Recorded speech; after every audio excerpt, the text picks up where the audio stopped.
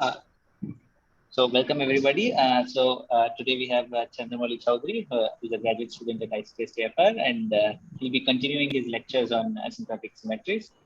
So over to you, Chandramouli. Okay. Okay, great. Thank you very much.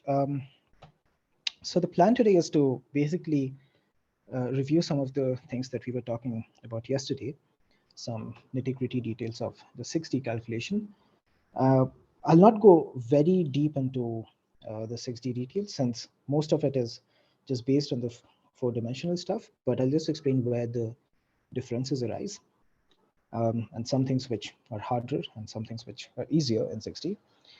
And everything I say for 6D again can be generalized to all even D. I should say all even D greater than or equal to 4. Okay.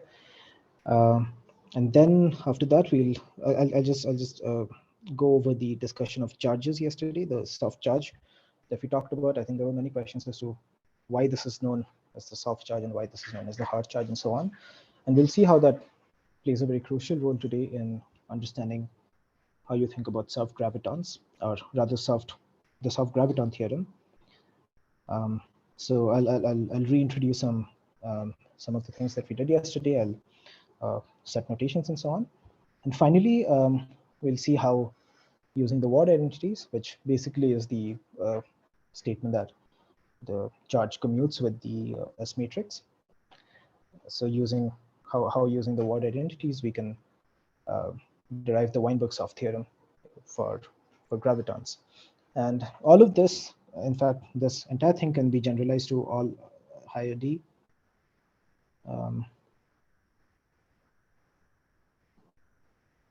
We have worked out the details in 6D, and for the nonlinear theory, we have worked out the details in 6D. For the linear theory, all details in higher D are worked out by Strominger and Ankit Agrawal's papers. However, to other higher even D, we believe that there's no conceptual difference, but it's not yet been worked out. Okay, and I should also mention one caveat that everything that we are going to do is going to tell us about the leading soft theorem. There are more soft theorems which one can talk about, like subleading and others, subleading and so on, but it's not something which I have a lot of knowledge about. But I also think that the literature as of now is not very clear on how one goes on deriving those. One last point is that everything that we are saying today can also be done in a theory of QED, for example, and the discussion is very similar to how we are discussing it now. Okay, so let me just revise or review a few things from 6D. So like I said, one advantage of working about 4 dimensions was that the theory became asymptotically free. By that, we just mean that the interactions die off as you go to asymptotic null infinity. But that is not true in 6 dimensions. In 6 dimensions, you can show that many of the nonlinear terms survive as you go to null infinity. So them surviving as at first sight may not seem like an issue, but once you start computing the symplectic form, or you start looking at how the mode functions behave and so on, you immediately notice a problem. And my first step now will be to review what the problem was. So the first things first, in 6D, we should specify what the free data is. Free data, and what I mean by free data is just the fact that is the statement as to how you can obtain the other variables of the metric. Like, we had a big metric that we had written down, I think, as the first equation today, which was something like this. And free data just means how you can write down all of these components in terms of something that you can compute from the equation of motion. So you use the equation of motion and you write down the metric components in terms of so-called the free data. That fixes the phase space up to some boundary conditions, which is expected in any system of partial differential equations. So in 6D, the free data is constituted by the variables CAB and DAB. which are the subleading components of the metric expansion of GAB, where GAB is whose leading term is just R squared times the sphere metric. Okay, now in sorry, so you can immediately see by using an equation of motion RAB equal to 0 that del U CAB is equal to 0. If you work with RAB equal to 0 at order R par 0, as you take small r goes to infinity, you'll find that del U CAB equal to 0, which means that this does not parameterize radiation. It does not. Since it's U independent, it doesn't parameterize any radiation. And such a thing is said to have a trivial News tensor. So the News tensor for some field is often defined as the U derivative of that. Okay. However, at order R par minus 1, if you work with RAB equal to 0, you just get a trivial identity, which is 0 equal to 0. And that tells you that DAB, which is this guy, does not satisfy an equation of motion. And that does parameterize radiation. So the News tensor of the theory can be, or rather the radiative part of the News tensor of the theory is defined in terms of DAB as just del U DAB. Okay, if you work to other subleading orders, then you get EAB and so on. These this plays a role in computing the symplectic form. We don't need to go into the details. It's just some algebra similar to what we discussed yesterday. You just start with the Witten-Cherenkowicz form and you plug in the variables you have, use the equations of motion, and you again obtain a factorization in terms of a soft piece and a hard piece. Anyways. Can I ask a question? Yes, of course, yeah. So the CAB here is still traceless, and it has 2 degrees of. So because it has like CAB it's a 4 has sphere, right? 0 degrees So of freedom. Yes. 0. I mean, trace is 0. Yeah, trace is 0. Yeah. So then in 4 dimensions, the sphere is 2-dimensional. So you have like 2 degrees of freedom. So you say that these correspond to the 2 degrees of freedom Exactly. of the graviton. Exactly. So here, but it's like a 4 sphere, right? It's a 4 sphere indeed. And now you have additional DAB also. So is there? Can you sort of tell like? Yeah, so I don't. excellent. Yeah. Thank you. So thanks very much. So actually the degrees of freedom of the graviton here are characterized by DAB. So in a 4 sphere, in a 4 symmetric sphere, you would have expected that it has 10 components, but those 10 components are not all independent because DAB has a trace.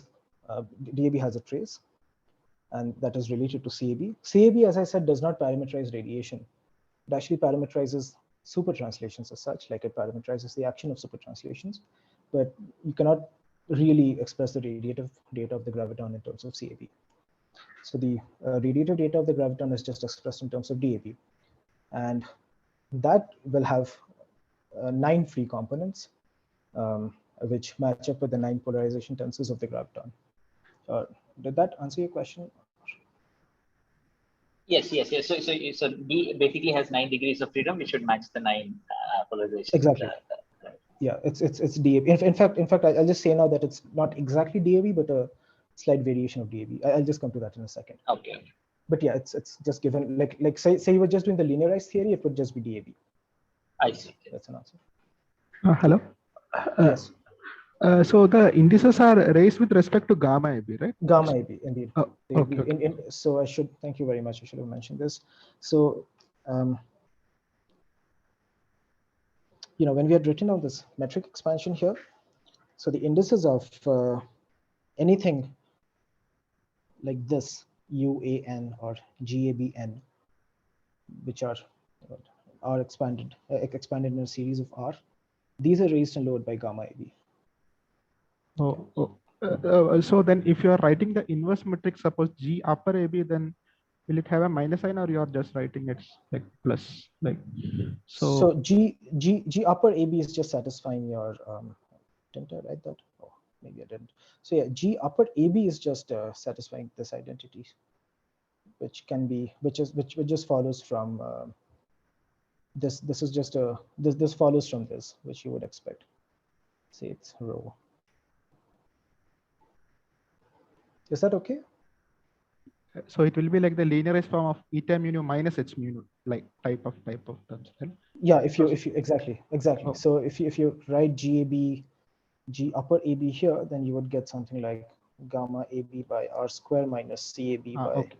R cube, and I'm forgetting the next of the terms, but I think it's something like C square minus D AB R power 4, so on. Okay. Thanks. Okay.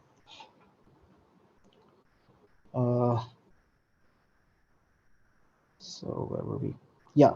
So like I was saying, CAB as such has a trivial news. It doesn't characterize radiation. So the news tensor as such, which is just defined using WDAB, it's not a unique definition. You could have ideally added a function of CAB. In fact, it's something which often people even do in 4 dimensions. They add a contribution from the boundary value of the shear.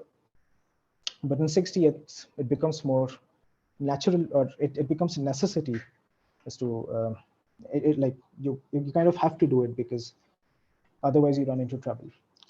The trouble you start running into is once you consider the action of supertranslation generators on these functions. So the action of supertranslation generator on CAB is something like this. So kind of trivial and nice. But the action of the supertranslation generator on DAB has a non-trivial term. It has a term which is kind of trivial, but along with that, it has a non-trivial term, which is some sort of a bilinear in F and CAB. And since CAB is independent of U, and so is F, I should remind that F is a function of Z alone. It tells you that this object, which I've written by P here, P kind of grows as U power 0. Okay, so if you look at the large U limit of these things, P grows as U power 0, which tells you that the variation of DAB also grows as U power 0. And this is a boundary condition which violates a few things. For example, it violates the symplectic form. By violates, I mean it makes the symplectic form non-convergent. So if you assume that DAB grows as U power 0, then the symplectic form just diverges out, which is not good. And then today we'll discuss something called the saddle point approximation for the mode expansion. And even from there, you can see the fall off of DAB as you take U tends to infinity. And you'll find that this U power 0 growth also violates that.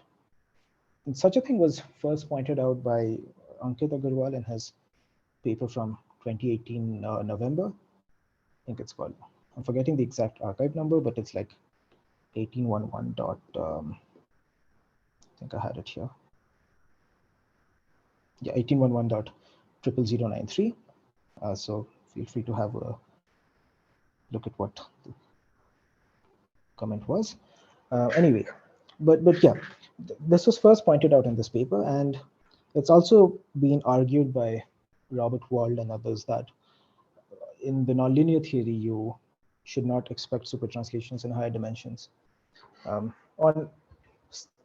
I think Wald and others come from a different line of argument, which I honestly don't understand very well, but I believe it has a similar sort of background by saying that the symplectic form diverges some way.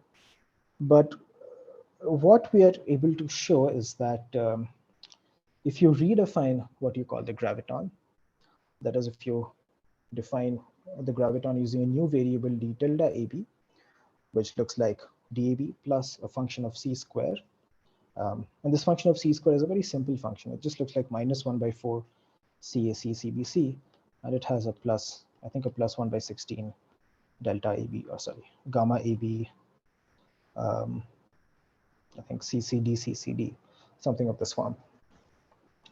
So if you just define d tilde AB in this way, and then you study its variation, you'd find that the variation just goes as f times del u d tilde AB, and which doesn't, of course, change the news. The news tensor remains the same, but it at least removes this term which was bad, which made the fall of conditions not work.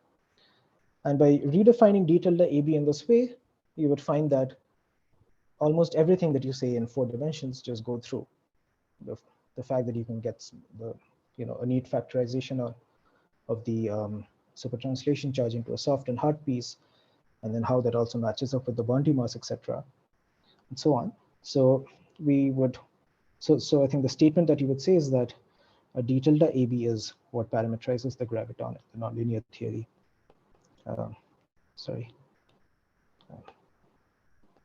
In 6D, d tilde AB is parametrizing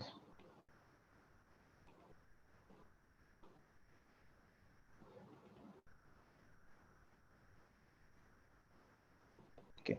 By the way, just one thing I would like to ask the organizers, is there any way to put out some lecture notes somehow? Or, because my handwriting is atrocious and I actually have typed up some notes. Yeah, that will be amazing if you can give us some notes. Okay, great. I'll actually then send it by email. Some of the notes which because otherwise I don't think what I'm writing here can be considered as notes. So, okay, anyways. So can I ask a question? So of course, in 4 dimensions, if you define the news as 2UCAB, but instead of having like the usual sphere metric, you have a arbitrary sphere metric. Then you have this. Then this. I think a similar problem happens for the news. There is a linear in U piece. So you need to sort of subtract out some like a Garoq tensor. Oh, good. Is this very similar? I wasn't able to completely hear what you said, but if I understood what you said correct, did you mean that delta F, at least if you take this gamma AB to be dependent on U, then delta F CZZ grows with U? Is that what you said? I guess it could be related to this as well, but I was saying that if you just have instead of a sphere metric, but some conformal factor times an arbitrary metric on the sphere, the conformal factor could have U dependence. But even for the case where it does not have U dependence, I think, basically, you'll have to subtract out a Garoq tensor type term. If what I understand. So I think what you're saying is something what I think people have to do while taking care of super rotations, right? Right.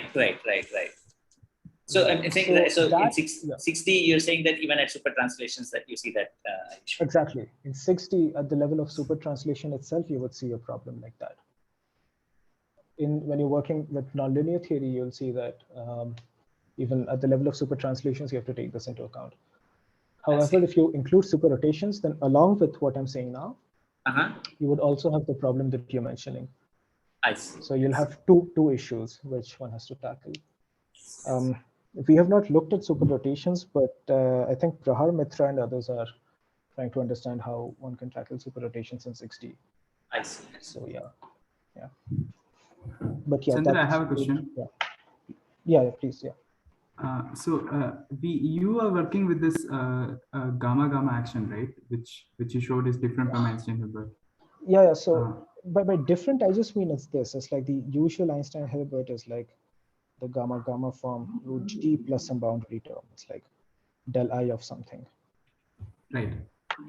But what I'm saying is like I was trying to check on this details of this thing, and it seems that the boundary terms you add in this gamma form and the usual Einstein-Hilbert form is slightly different. So in both of them there are this usual Gibbons-Hawking term, but in the gamma form you get an additional boundary. You put an additional exclusively boundary term in the definition. So I was wondering, then these calculations you do are like not really would it follow exactly from the Einstein-Hilbert plus Gibbons-Hawking, or is it like a modified version? So it seems to me that you're working with a different action, which is different by a boundary term. It's sure. I mean, the Lagrangian differs by a boundary term, right? The action is. You mean the action receives the contribution from the boundary term? So when you compare the usual Einstein-Hilbert plus Gibbons-Hawking and the gamma form, they are off by a particular boundary contribution. Like an exclusively boundary contribution. So it's consistent. Like this. It's some relation like but this. It's a different theory apparently then. So I was just wondering if any of these things you guys are doing is dependent on that, or I don't think so, because the variations don't change with respect to this boundary term. Once you consider the variations, then the boundary term should not affect that.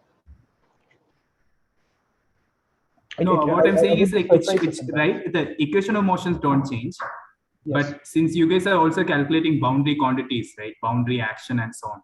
So Okay, so naively, it seems to me there are extra terms in what you consider than the usual action. I should mention this, that there are some of these corner terms which often people talk about. I'm not sure if these corner terms are related to what you're saying. It may be related. And these corner terms don't really affect the discussion of super translations, but they do tend to affect things if you consider, let's say, some higher order corrections and stuff. But at this level, I don't think they are set to affect anything. You have to be careful if you're doing some more detailed calculation. Like, as I said, we're just going to look at the leading order contributions of everything. But if you start looking at maybe the sub-leading or the sub-sub-leading and so on, then you might end up having to bother with those. I have to think about it. So one place this difference would show up immediately is like if you're working in ADS and you want to calculate the stress tensor of the boundary. Indeed, in ADS I agree, but sure. Indeed, the stress tensor definition would itself change. The thing you end up calculating for the boundary, it seems to me, will be different if you compare these two actions. Sorry, Akhil, I'm not sure if it's just me or was your voice breaking. Can you please repeat? I'm saying, like, if you calculate the stress tensor with Einstein-Hilbert plus Gibbons-Hawking, and if you calculate the boundary stress tensor with this gamma form, seems to me you will, like, the second thing will, like, be off by the first calculation by a boundary term in the definition of stress tensor itself, which is totally fine because it's a total boundary term, but you're working with different definitions of stress tensor. So I see. So I was just wondering, since you guys are also quantizing the boundary graviton and so on, right? So I was wondering if that part is relevant at all, or like does it change the theory you're looking at? And so if you work with different forms. So I should say that this does not really affect it, at least to the leading order. But again, there are some of these works which where such discussions of these boundary-like terms, which I think are called corner terms in the literature, have been important. Like, for example, if you're trying to look at these asymptotic symmetries for asymptotically ADS spacetimes or something, where they often take a limit as the cosmological constant goes to 0. In that kind of work, I know that such boundary terms really play a role. So if I have anything more to say, I'll get back to you on this. But at this moment, I don't have anything more to say about this. Yeah. Thanks. Okay. Okay, great. All right. So anyway, so after this, after defining dAB tilde, everything else that we would do in 4D, we just do in 6D as well. We can still compute the symplectic form. We again compute the charges and everything. And pretty much everything goes through. The only the only subtlety that you have to take care about in the nonlinear theory is that you have to work with dAB tilde and not dAB. Great. So with this, I don't think I'll spend more time with 6 dimensions because it's just repeating the same thing that we discussed in 4D. So instead, what I'll do is I'll get back to talking about the 4-dimensional charge, and then show how we can derive the Weinberg-Self theorem using that. So let me just open this part. 1 second. Great. So yesterday we introduced a lot of notations and everything, which I will we will have to again reintroduce some notations and so on, but I'll just try to work with a more understandable set of notations today. Let's just go with that. So let's start with the self charge first. So the total charge in 4 dimensions. So now we are back to 4D, and the first plan is we'll write the total charge and explain the word identities.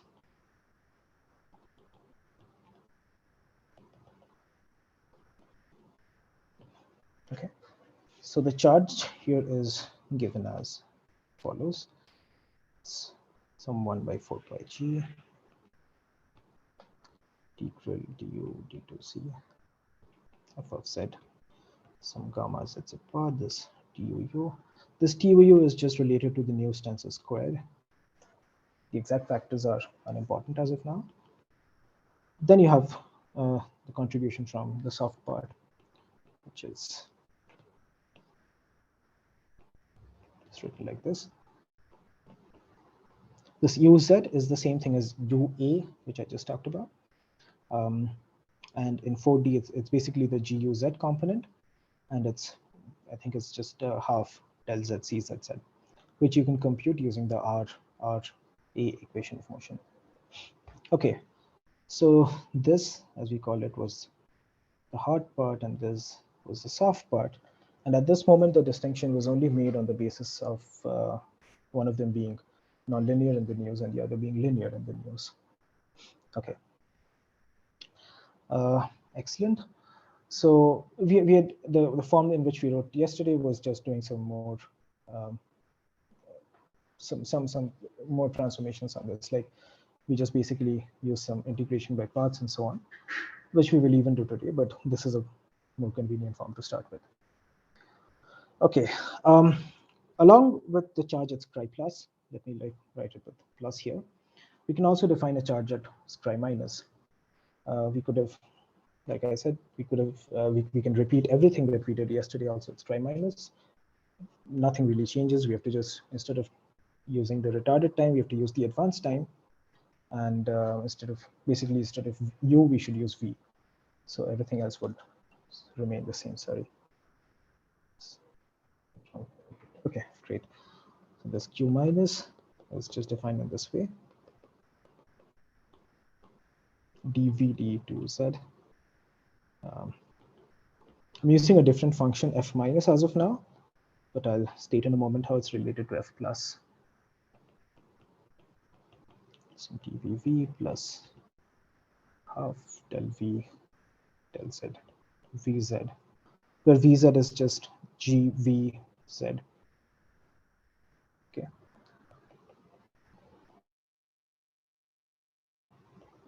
Okay. Great. And now, in order to define the scattering process in here, there needs to be some map between the data at scri plus and scri minus. Okay. And this map was, I think it goes by the name of anti-cordial matching conditions. And this is the discussion which Andy starts off with in his book. He gives an example of a charged particle which is accelerating, and then shows how the radiation data at scri plus is related to the radiation data at scri minus.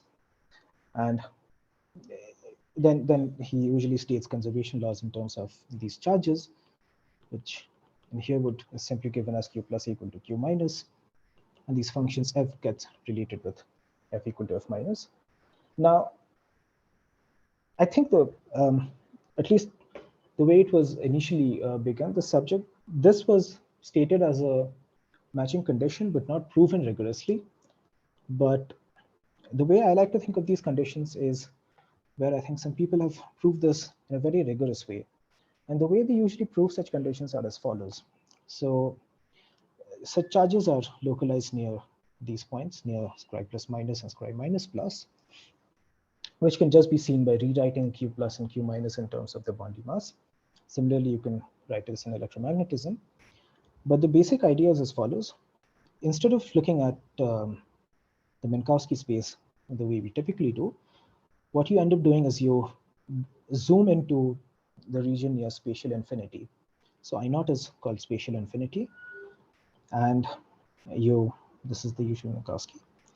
And you just you define a variable rho, which is convenient for parameterizing the region near I0. And you look at the limit rho tends to infinity. So since, and this I0 region can, if you roughly think of it as a cylinder, then what happens is the data at I plus minus and the data at I minus plus are just related by the way they vary in I0. So this is the zoomed up version of I0. And there's, let's say we label the vertical direction by tau. This region is tau tends to minus infinity, and this region is tau tends to plus infinity. And what you end up doing is you end up writing the equations of motion for the fields near I naught. So let's say there's some variable psi which you want to relate. So there's some value of psi plus and psi minus here.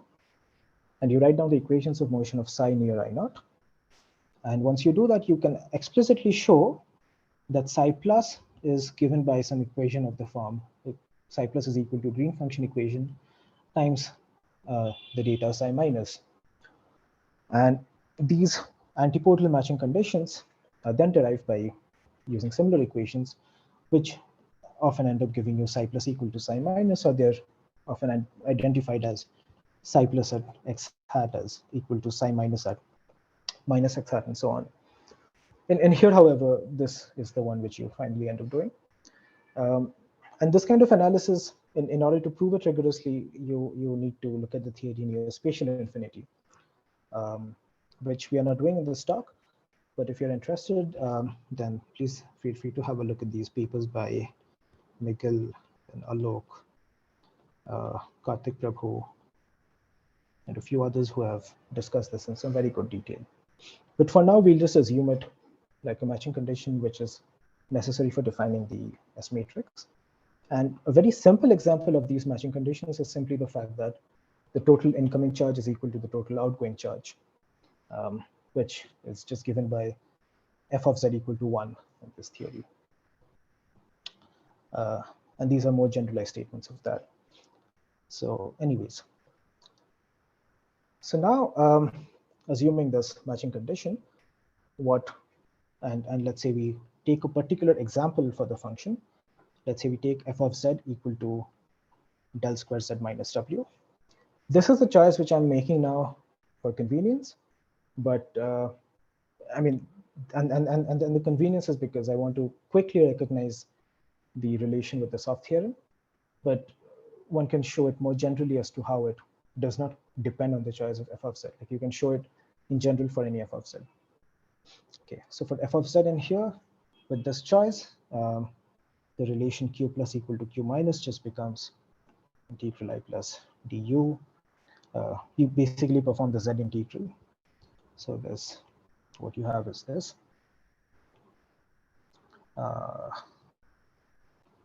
Zip bar.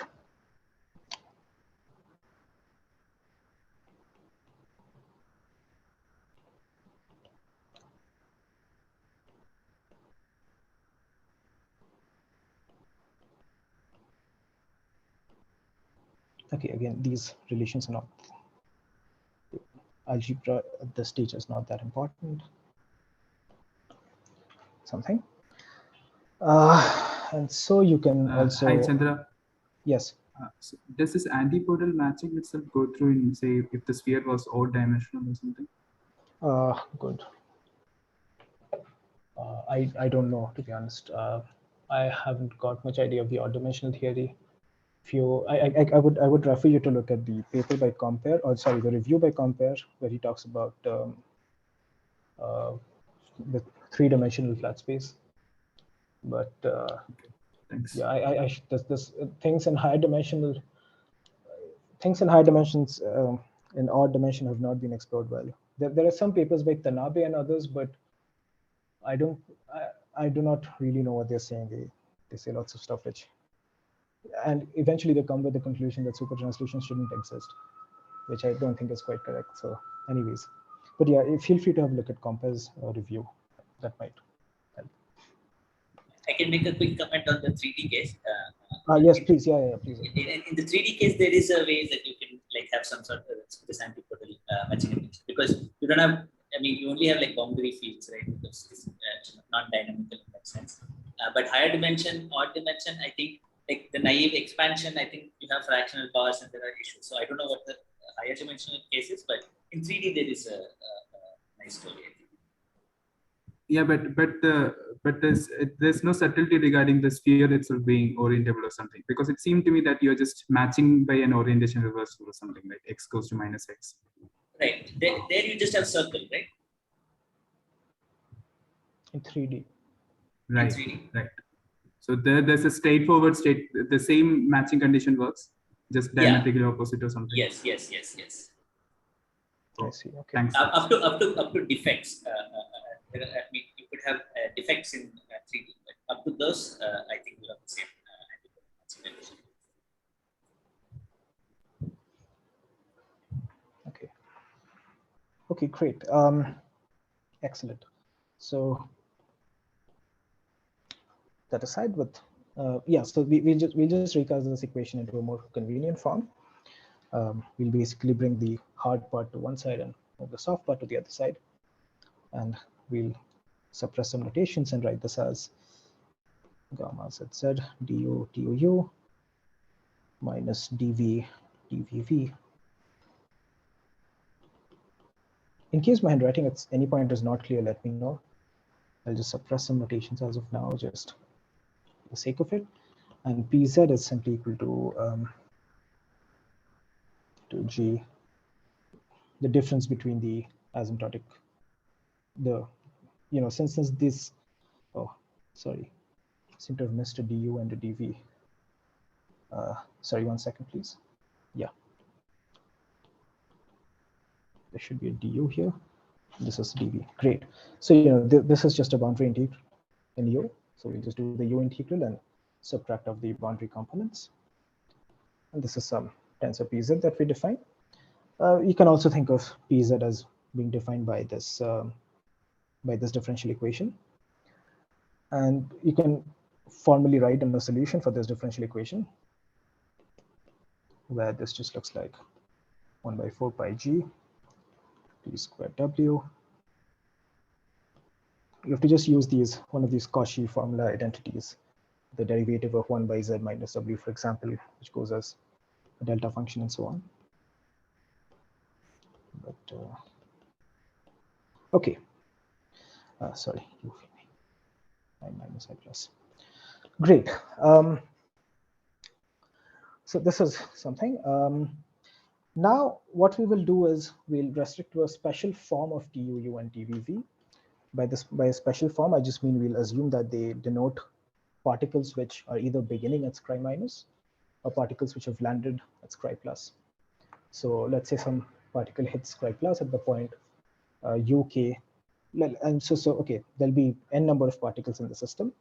I'll explicitly denote what n is, hopefully, and we'll label the particles position by uk and their angles on the sphere by zk. And the stress tensors for these particles are simply localized at points. So there's some 4 pi g factor, and assume that the particles have energy ek. So if it's an outgoing particle, we write it as ek out, and there's a delta u minus uk to z minus zk by gamma zz. Similarly, we can write down for the incoming particles as well. So this is a special form where we just assume particles because we want to make contact with the scattering of particles. That's why we're using this form. So eventually what we're going to do is relate an equation of this sort, or basically use a pz of this sort to write down the Ward identities, which we will identify is also a consequence of the Weinberg-South Graviton theorem. And then when we know that the South Graviton theorem is something which is discussed usually for particles, like particle scattering, and hence we are making this choice here. But this equation as such is valid more generally.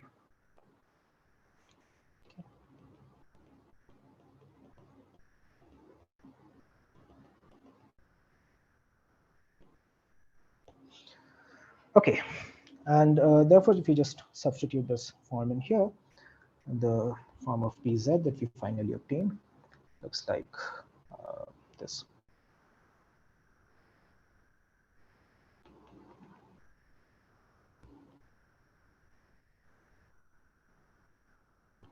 Okay, great.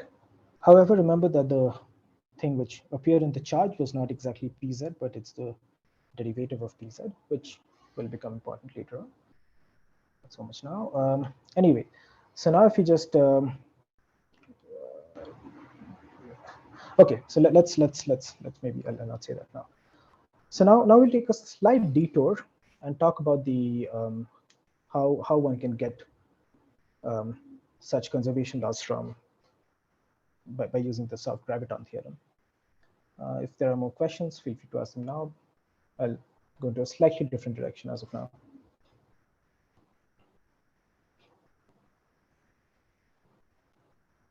Okay, great.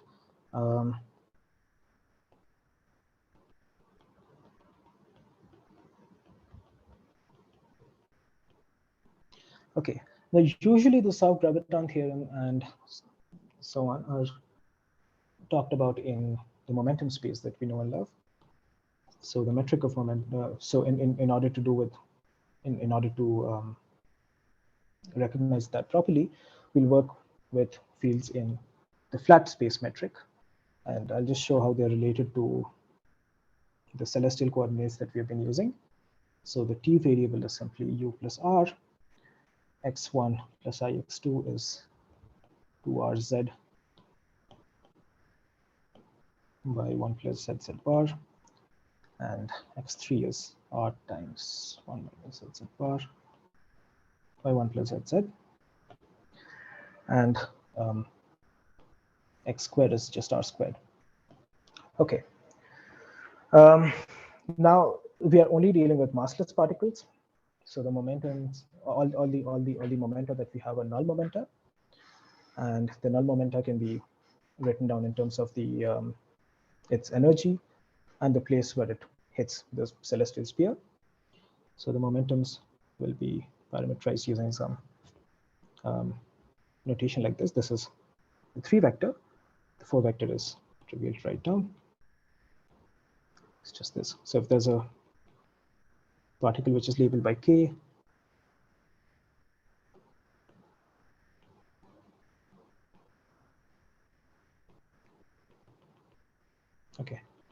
okay, this is not that important, and of course p0 is equal to mod p is equal to omega. Great. Now we write down the mode expansion for the gravitons. In flat space, we know how the mode expansions work. We'll assume that the theory is asymptotically free. It's not an assumption, sorry. It's something that can be shown in by just rewriting the equations of motion. You'll find that all the nonlinear terms drop out, and if you then so it basically becomes a free field with 2 polarization indices, and the mode expansion here can just be given in the usual form. Some polarization tensor, some A. This is at t tends to plus infinity. There's a similar one near square minus as well. So A omega, sorry, this is Q e power I Q text plus summation conjugate. The polarization vectors satisfy the usual conditions, which they do. These satisfy the usual commutation relations, which they do. And the right, having h mu nu with us, we can choose a particular basis for the polarization tensors as well. We can write it in terms of these sets by solving the equations of this form. The exact expression is not so important, but what is going to be important for us is the definition of the shear tensor, which is CZZ.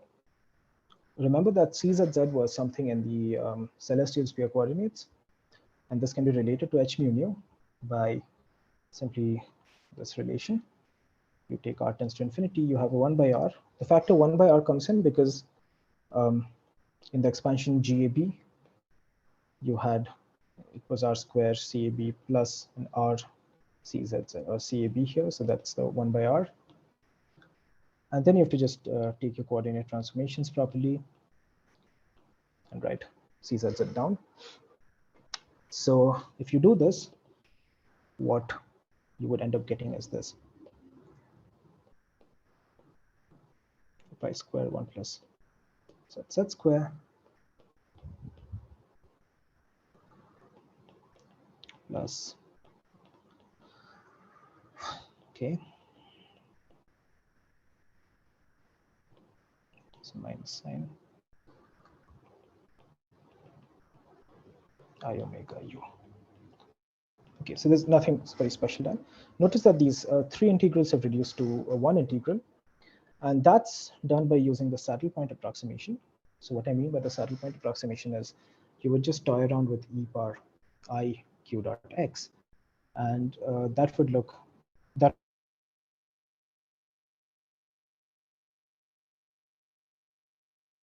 would have a term which looks like, so I just here, you can just write this as e power minus omega q minus I omega q r1 minus cos theta, where you work in the variables where the angle between the q vector and the r vector is theta. It's something which you've all done many times. And then in the large R limit, the only thing that would dominate is when this goes to 0, and you can perform the integral. It's a very simple integral to do, and you just end up getting this relation here. Okay, so once we have the mode expansion for C, Z, Z, we can define the mode expansion for the News tensor. Now, the way I defined the News tensor at first was by just doing a del U of C, Z, Z. But so this is the definition that we've been using. And then here we like to look at the frequency space version of that. So let's take the Fourier transform, which is just going to be this, del U e power I. Okay.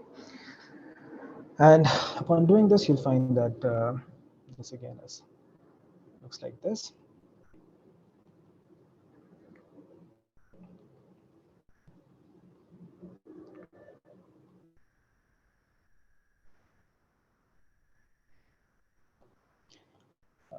Summation conjugate, it's minus stagger delta of omega q plus omega. Okay. Depending on omega is greater than 0 or less than 0, you'll have only one of the contributions. And the only thing which is important for us is really the 0 mode, since the soft part is just the difference of nzz. It's basically comes about from this kind of an expression. So the soft part here, nzz, which I'll write as nzz0, is obtained by nzz omega greater than 0 taking a half. So this is nothing complicated. Omega greater than 0 is just this part. Omega less than 0 is just this part. Okay, so this just reduces to this. Good. Now we are done with the formalism part.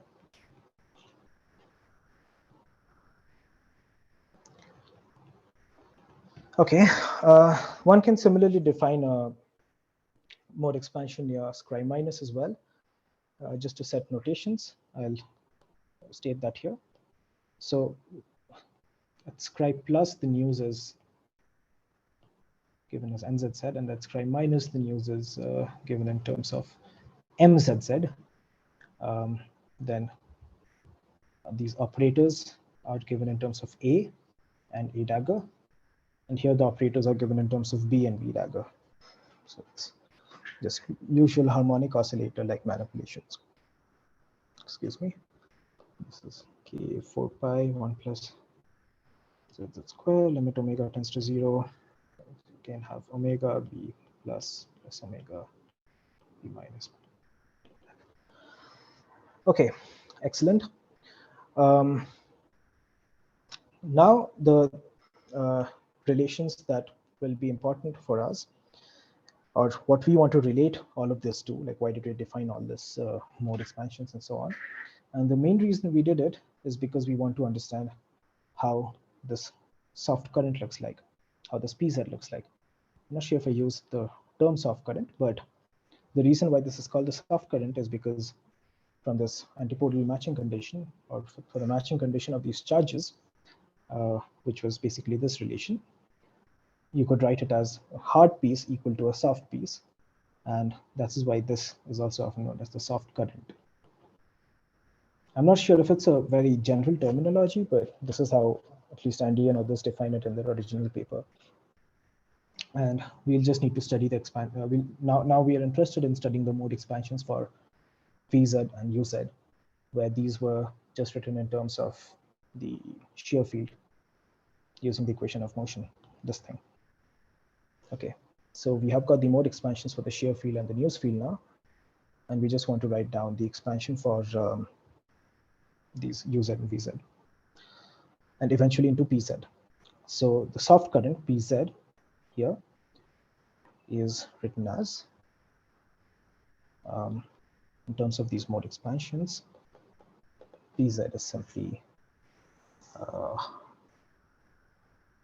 okay, I don't seem to have written it, but I'll just define Pz as one more derivative,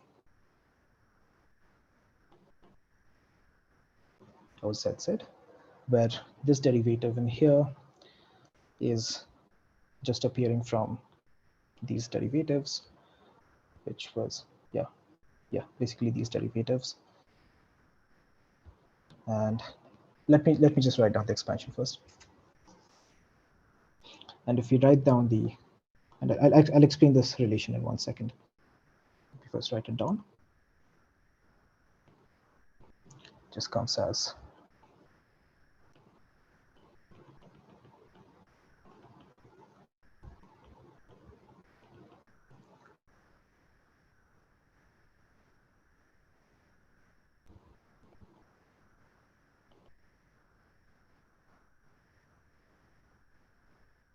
sorry. This is dagger in. These two are equal. This.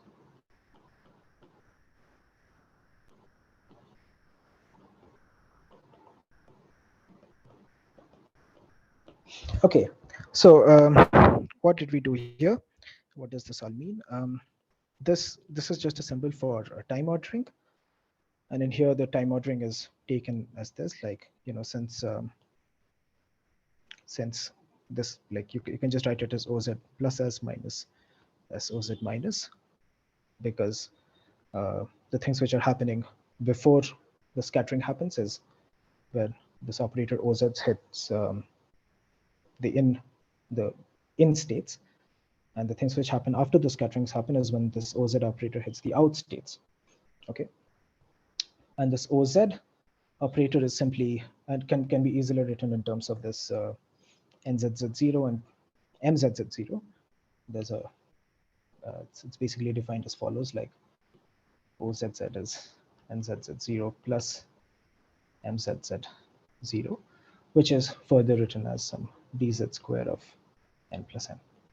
Anyways, it's not so important, but that's what OZ is, and we have just written down what it would mean in an S matrix process. So we are at this moment, we don't have a deep motivation to start considering this, but let's say we considered a matrix element of this kind, then this is what it would expand. This is what it would give us.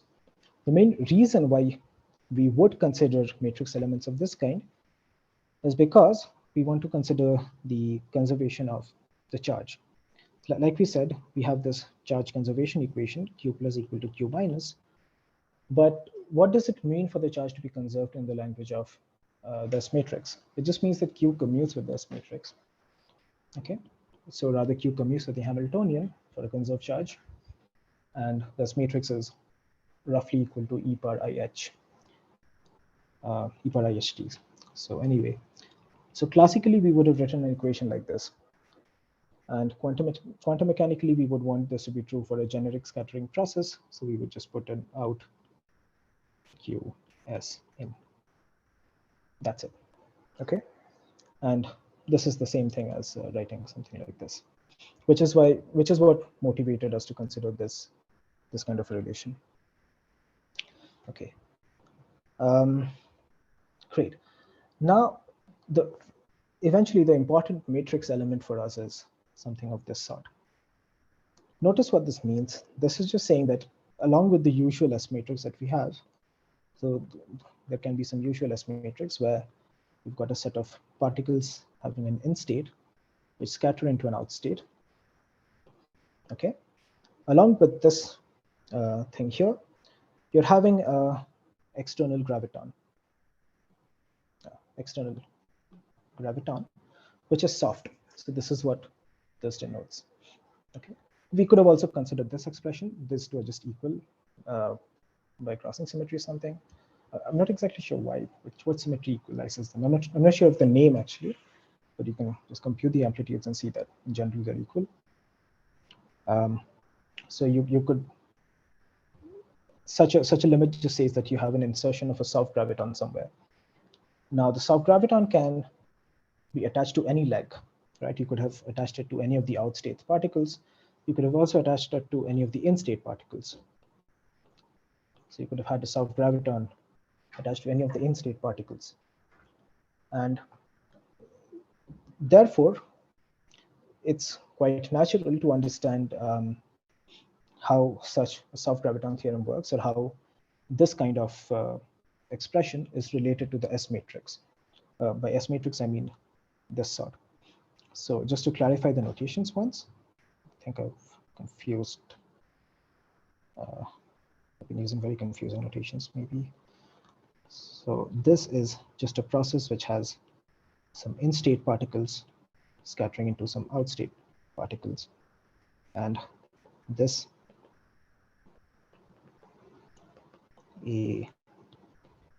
S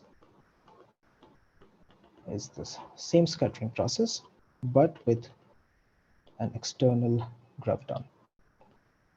That's it.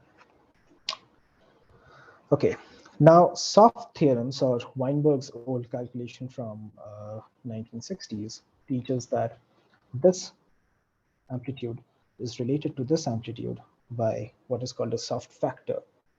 Now the soft factor just comes by looking at this particular leg of the amplitude.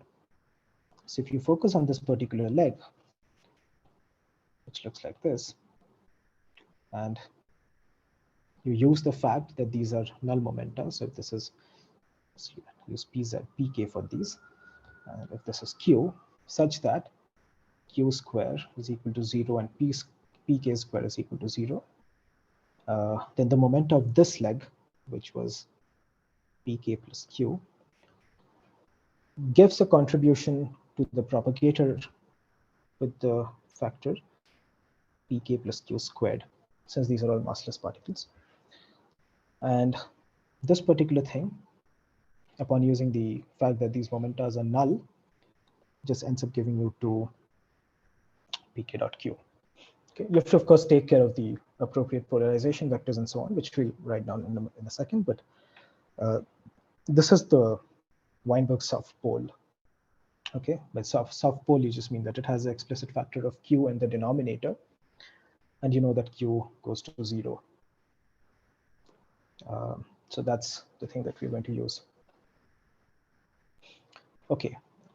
Although this is stated here for massless particles and so on, there's a very general proof of the soft theorem, like how, you know, an n+1 amplitude is related to an mn amplitude. For example, if you call this an mn amplitude and this is an mn+1 amplitude, then how this is related in very generic theories with a soft factor, which is almost always equal to a factor like this, is explained very well in these papers by Ashok from 2019 or something.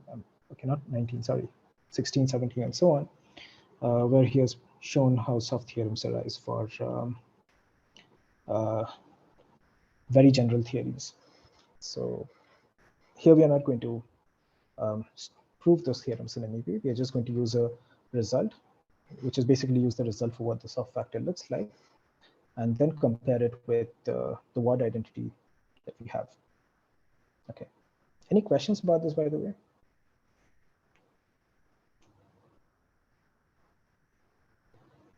Great. Okay. So the relation for the soft factor in here is coming like this. So I'll explain this thing in a second again. Out as in equal to some kappa by 2.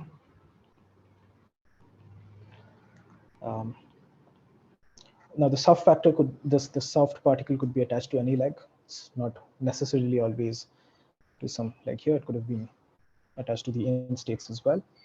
And if you you basically take into account all possible attachments, and the factor, it's just like it's the same independent of where you put it, up to a minus sign.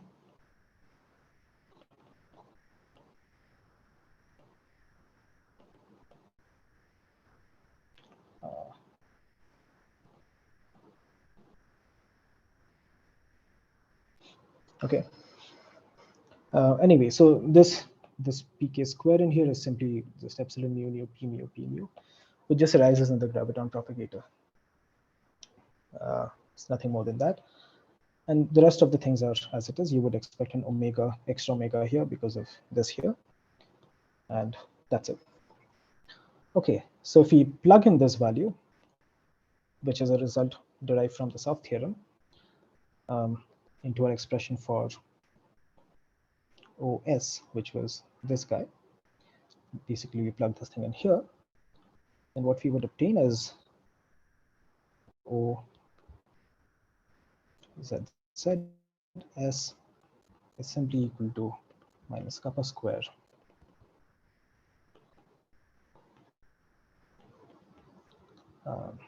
times this whole factor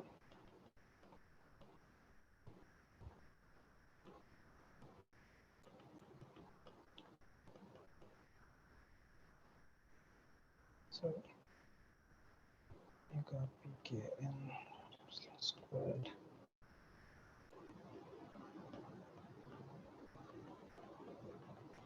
Okay, and now how do we relate it to anything that we've seen before? By anything that we've seen before, I mean, how do we relate it to, let's say, a relation of this sort?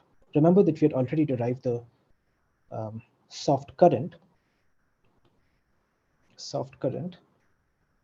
for particles scattering with each other, but this particle scattering came from the way we defined TUU and TVV.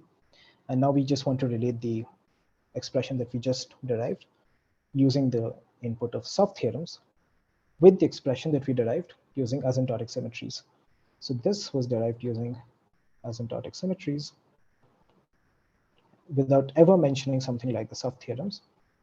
However, this relation in here is derived by using inputs from Sept theorem. And in order to relate these two, we just rewrite the momentas in terms of the celestial variables that we had. Basically these. Since these are null momentas, we can always write these. And I'm not sure if it was miraculous at first or not, but when I first certainly saw this, I felt it was kind of amazing.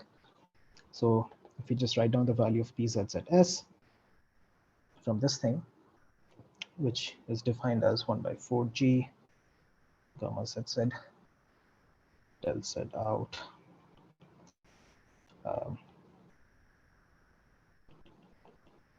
then this just becomes out S in times this matrix.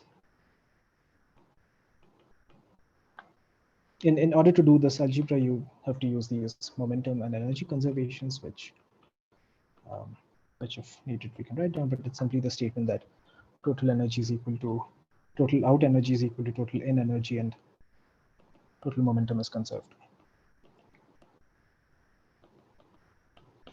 Okay, so therefore we obtain the we obtain a very similar expression for, in fact, we obtain the same expression for this soft current in here. We could have written down the Ward identity, which we get by using this, and it would give us the same relation that we just derived using the Sept theorems. So this clearly tells us that there's a relation between the asymptotic symmetries and the Sept theorems, and also how these also the part of the charge that we call the soft charge plays a role in deriving these. So it's basically connecting fields which are very different in nature, like, you know, the soft gravitons. The soft graviton theorem was first discovered by Weinberg by using Feynman diagrammatics. And while talking about asymptotic symmetries in general, we never have to discuss Feynman diagrammatics or anything of that sort. One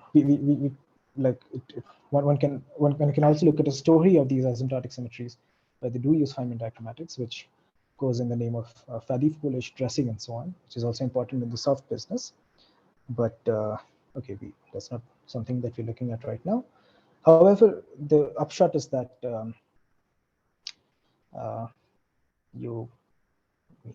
there's clearly a relation between asymptotic symmetries, and at least what we showed was the leading south theorem.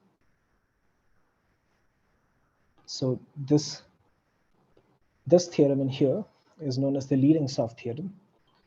There are versions of this which also deal with subleading corrections. By subleading corrections, I mean that you have to also, here we've just retained the first order expansion of Q, but you can say that you take higher and higher order terms, and you would end up getting what are called subleading and sub-subleading south theorems. If I remember correctly, only the leading and the subleading south theorems in gravity are theory independent, but please correct me if I'm wrong. However, yeah, and similarly, you can derive these also from asymptotic symmetries, but you have to look at symmetries at higher and higher order, which we're not doing in this lecture. Great. So this actually shows how one can go from soft theorems to asymptotic symmetries or vice versa. In fact, the original paper which explained the soft theorems and so on, they showed how you begin with the word identity, how you begin with the soft theorems and go back to identifying the charge. But anyways, that's fine. What else? Yeah, everything that I've said in here generalizes to higher D. It just uses some more involved calculations, but it's roughly of similar nature. There's nothing conceptually different. Again, I'm not sure about how it works in 3 dimensions, but for higher even D at least, it's something which one easily generalizes. And that's it. Yeah, feel free to ask questions. I'll give one comment about the memory effect, but other than that, it's pretty much the end. Are there any questions at this stage?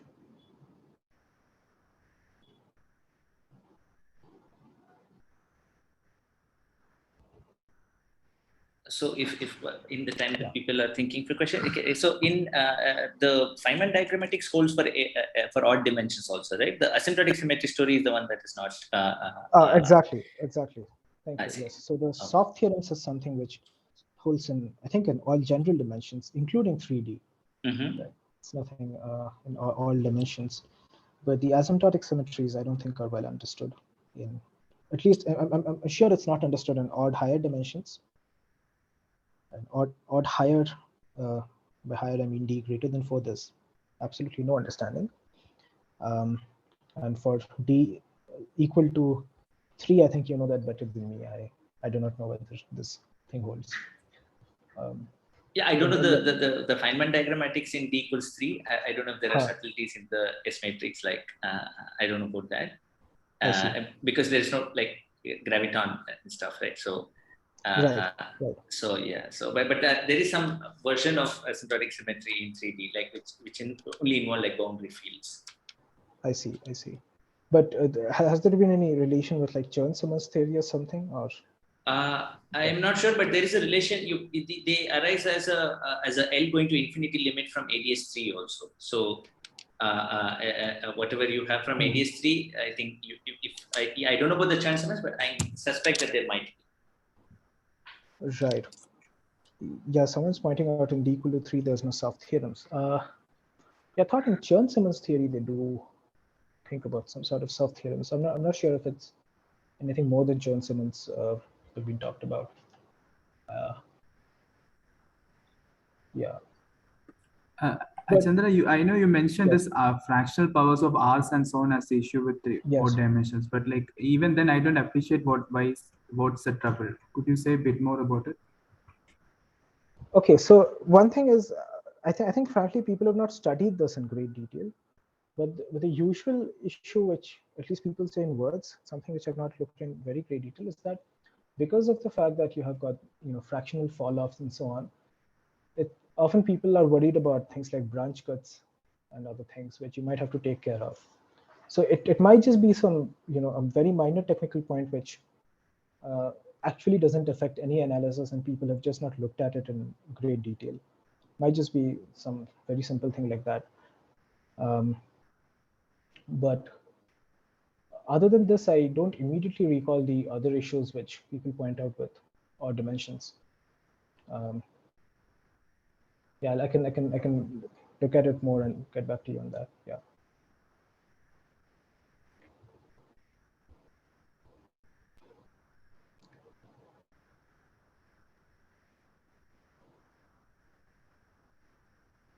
Yeah.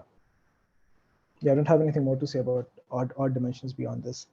It's I just think it's something which people have not looked at in great detail. But yeah, and about the 3D case of soft theorems, I think there's a version in Chern-Simons where it exists, but I'm not sure if and often people think of Chern-Simons being related to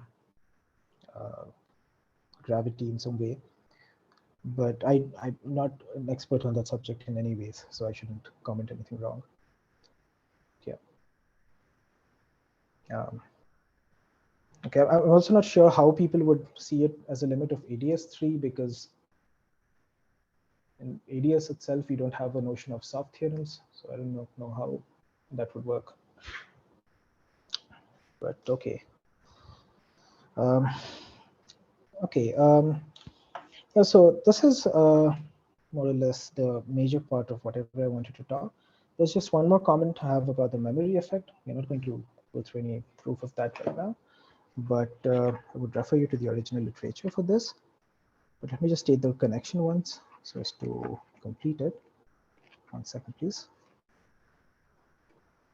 So to get the factor right. Yeah, so people often, so just stated in words. So, we have seen that in all of this discussion of asymptotic symmetries and also about its connection to the leading soft theorem, the main field which has played a role is the shear field, which was CZZ. And in 6 dimensions, for example, this would be DAB.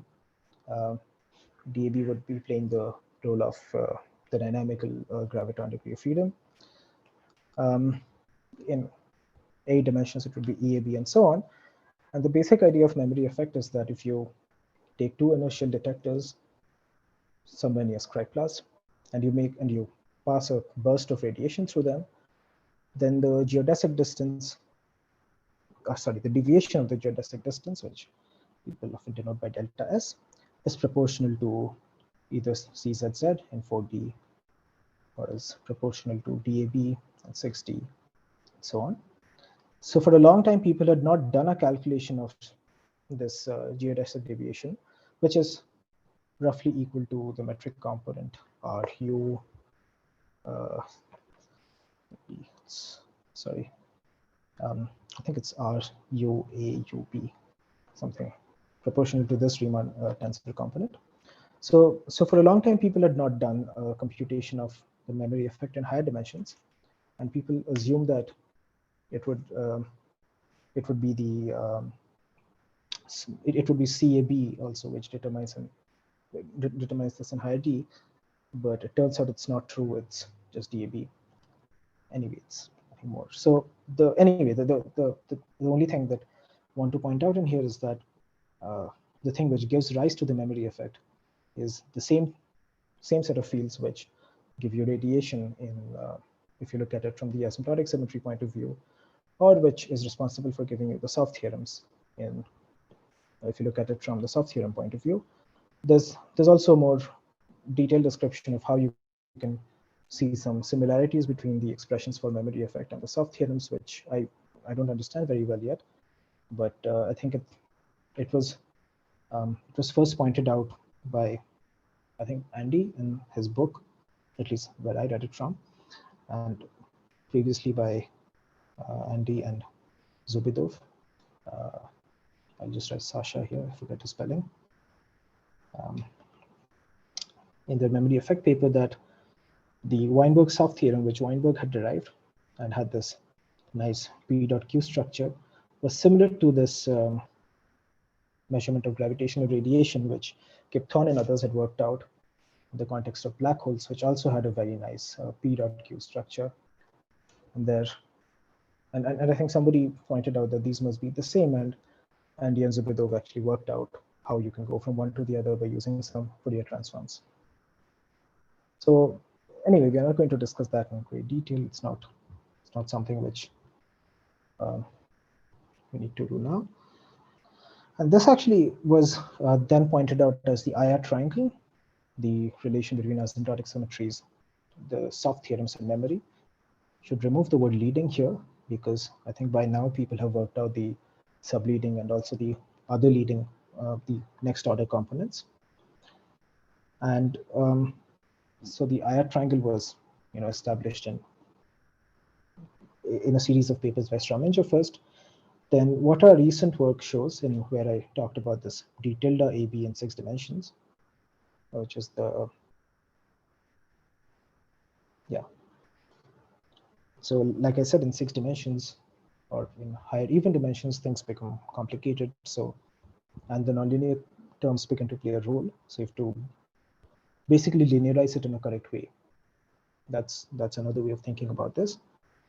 What we actually have shown now, or what it seems to be telling us, is that we now have an understanding of how the IR triangle works in higher dimensions as well. Like, we find that everything in 6 dimensions, when you work with a nonlinear theory, is expressed in terms of d tilde AB, where d tilde has a very special form. And I expect that such a thing would also work in higher even dimensions and possibly in higher odd dimensions, but that's still work to be done. In fact, I think there are lots of open problems in this subject, and which is why there's a ton of literature which one can read and learn from. So anyways, thank you very much. If there are questions, I'm happy to discuss.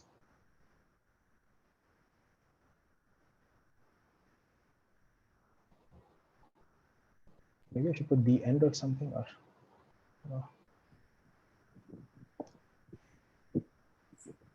So if people want, you can write in the chat also. So one of us can ask the question. Yeah, and feel free to email me also if you want. If I'm not able to answer your question now, I'll try to respond over email. So in the meetup, I just remembered something. So there is a derivation of BMS n algebra for any n, including odd, but in 2006 by Barnich and Compare. But but there is a I mean, I don't know about the anti-cordial map. I mean, it's just at at scribe plus. Like the non-trivial statement is that you have BMS plus, BMS minus, and then there's a diagonal subgroup which is BMS 0. Which is the. So Anish, you're slightly breaking up. I'm not sure if it's my connection. Can you please repeat? Oh, I see. Yeah. So what I was saying is that, I mean, whenever we say BMS, it's actually like the diagonal subgroup of this BMS plus times BMS minus. So I don't know if this BMS n is just at, let's say, scribe plus. So I don't know in odd dimensions whether this is the problem. Like, I don't know about that. So you're saying that the anti-cordial map is a problem or not? That is. Yeah, I mean, because there is a paper in 2006 by Barnich and Compare where they derive the BMS n algebra. I see. Okay, I'll have to check it out. Thanks. I don't know about that. I mean, do they deal with it in the full nonlinear theory, or they talk about the linearized? No. So they look at quantity gauge, and then they just put I mean, they derive both the fall-offs and the killing vector simultaneously. Okay. I think they just try to make it very consistent. I forget the procedure, but they do derive an algebra. So the paper is titled, I think, Central. Sorry. And can I just clarify? BMS n is the BMS for the n-dimensional space, n-dimensional flat space. Yes. Yeah. So I didn't follow. I thought the higher dimensional case was a new thing these guys figured out. So what do you mean by general n? So I'm trying to figure out the difference myself. So I don't know if what they are talking about is the diagonal subgroup. This was my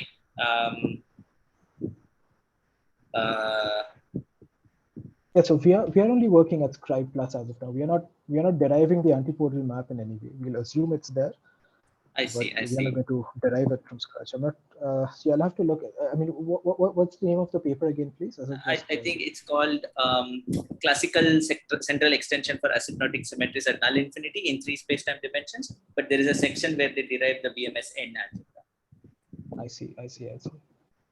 I'll have to check it out. 2006. So could you guys sorry, I missed this again. Could you clarify what is the difference between what they did, this previous paper, and these new results Chandra and company are doing?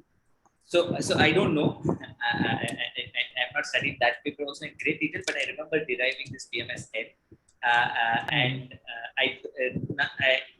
none of the subtleties came out. So I don't know if I don't know what is exactly the difference. I'll have to go and look up the paper again. But they did consider like n-dimensional space and the general vector fields that preserve their fall-off conditions. What I thought was perhaps that there is a subtlety when you try to match I scribe plus and scribe minus, so that might be a difference, but that perhaps is not. So, but I don't know what exactly is the difference. I see. No, there might be high possibility they are just working with the linearized theory. That is perfectly possible. Yes. So I don't know I don't remember the paper very well. I see. So. Well, I'll also check it out once. Thank you very much. I'll definitely check this out. Yeah.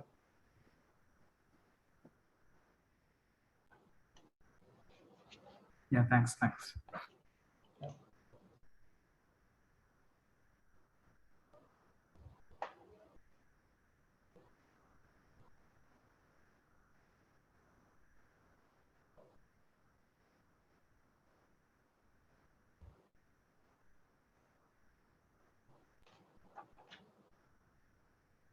Okay, thank you. 06. Yeah, we should hopefully have our paper out very soon, before Siddharth gives us talk. So maybe we can discuss if there's any other relation between this and that then. Yeah, that'll be nice. Yeah, sure.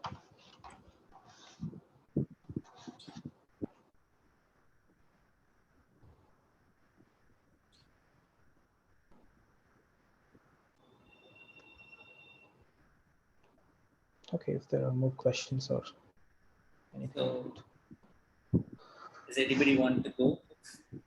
Questions? Okay, if there are no further questions, on behalf of everyone, I'd like to thank Chandramouli for giving this series of lectures. So thanks a lot.